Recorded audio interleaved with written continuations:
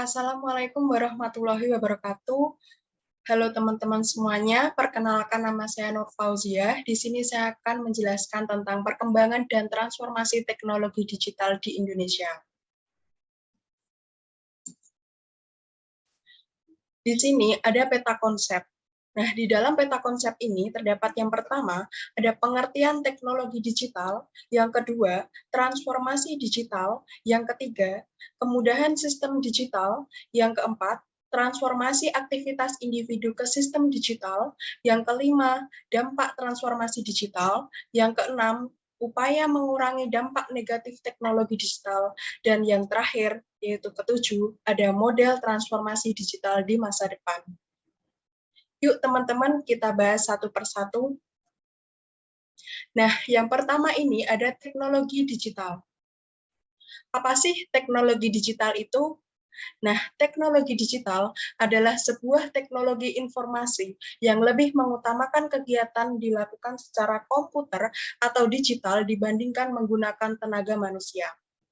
Nah, adanya teknologi digital ini membuat banyak perubahan di dalam kehidupan, seperti dalam bidang komunikasi, transformasi informasi, pengolahan data, keamanan data, dan penanganan kegiatan yang semakin kompleks. Yang kedua, ada transformasi digital. Nah, transformasi digital ini memiliki sebuah pengertian, yakni sebuah perubahan atau cara penanganan sebuah pekerjaan dengan menggunakan teknologi informasi untuk mendapatkan efisiensi dan efektivitas.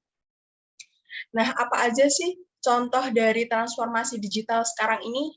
Nah, contohnya itu ada di bidang pendidikan, seperti dengan e-learning-nya, bisnis dengan e-bisnisnya, perbankan dengan e-bankingnya, pemerintah dengan e-government-nya. Yang ketiga, ada kemudahan sistem digital. Dengan adanya teknologi digital, efisiensi dan efektivitas telah terbukti di masyarakat, seperti hotel yang bekerja sama dengan Traveloka dan Trivago, serta adanya sistem pembayaran digital, seperti pembayaran di tol, Gojek, dan toko online.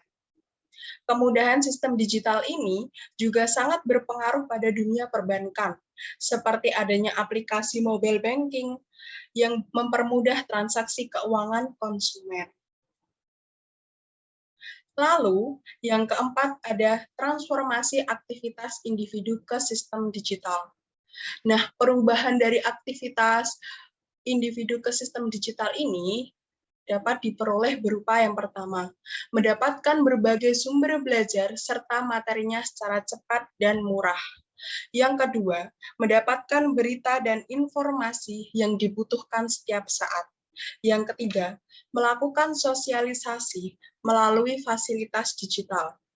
Yang keempat, mencari hiburan dan pengalaman dari media digital. Dan yang kelima, atau yang terakhir, mendapatkan barang dan jasa dengan mudah. Nah, masih banyak lagi kemudahan atau transformasi aktivitas individu ke sistem digital ini. Namun, di sini saya hanya menjelaskan beberapa saja. Yang kelima, itu ada dampak transformasi digital. Nah, di sini dampak dari transformasi digital itu dijelaskan ke dalam dua, yakni kejahatan sistem digital dan perilaku individu dalam bidang sosial terhadap perkembangan sistem digital. Nah, kita bahas satu persatu. Yang pertama, ada kejahatan sistem digital. Nah, kejahatan ini yakni dapat berupa adanya pelanggaran hak cipta atau hak kekayaan intelektual. Nah, banyak sekali karya-karya cipta yang sudah ada di dalam internet diperjualbelikan tanpa meminta izin ke pencipta karya tersebut. Misalnya, pembajakan musik, pembajakan film, pembajakan buku cetak, juga merupakan contoh pelanggaran hak cipta. Hal tersebut juga dapat merugikan para pencipta karya. Nah, kejahatan kedua ini yakni munculnya informasi digital yang tidak sesuai dengan fakta atau hoax. Nah, penyebaran hoax dilakukan oleh oknum yang tidak bertanggung jawab dengan memutarbalikkan fakta tertentu hingga membuat kegaduhan publik. Dan yang ketiga, itu adanya penipuan digital yang mengatasnamakan orang lain. Nah, penipuan digital ini terjadi karena adanya penyalahgunaan data pribadi yang dilakukan oleh oknum dengan kecanggihan teknologi digital. Nah, korban ini biasanya disebut dengan istilah cybercrime. Modus dari penipuan digital yakni beragam, seperti mengatasnamakan survei untuk mendapatkan data pribadi, maupun penjualan produk dari harga diskon yang besar, website e-commerce yang tidak resmi. Yang kedua, ada perilaku individu dalam bidang sosial terhadap perkembangan sistem digital. Nah, ini ada perubahan dalam komunikasi, menurunnya moral, terciptanya antisosial, munculnya budaya instan, dan gaya berpakaian yang mulai berubah. Nah, untuk yang selanjutnya, model transformasi digital di masa depan. Di masa depan, manusia tidak dapat terlepas dari teknologi informasi dan sistem digital dalam kegiatan sehari-hari. Semua akses kehidupan akan langsung terintegrasi dengan kegiatan manusia. Dengan munculnya e-money, semakin memudahkan proses transaksi dan pemenuhan kebutuhan sehari-hari. Mulai dari bangun tidur sampai tidur kembali, semua disediakan oleh teknologi digital.